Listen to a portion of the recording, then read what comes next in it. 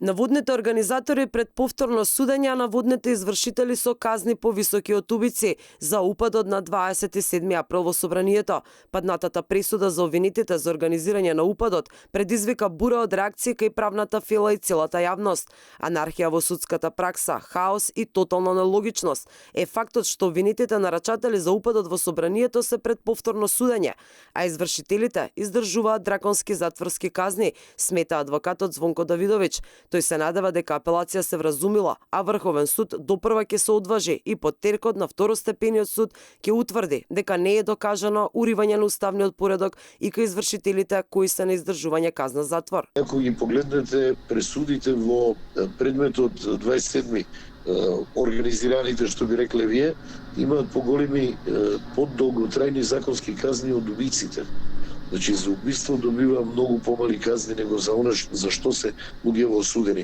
Особено ако имате во предвид дека постојат таму низа пропусти, дури еден дел од нив беа и амнестирани затоа што треба гласот во собрание.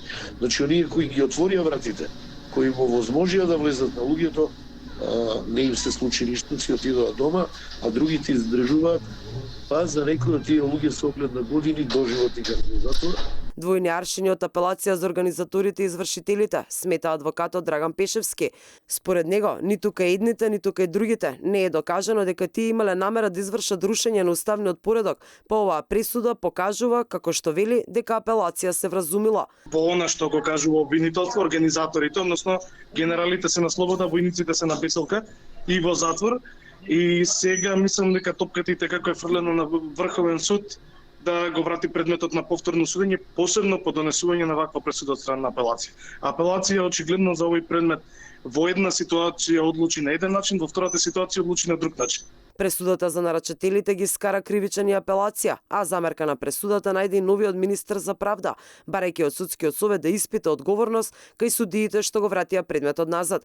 Кривичен суд пак му порача на министерот да ги анализира повредите поради кои предметите застаруваат пред да реагира, а на апелација и во очи зошто не ја направила анализата дали обвинетите имаат право да се амнестираат, повикувајќи се на законот за амнестија од 2018 и да донесе пресуда, наместо да го врати предметот назад.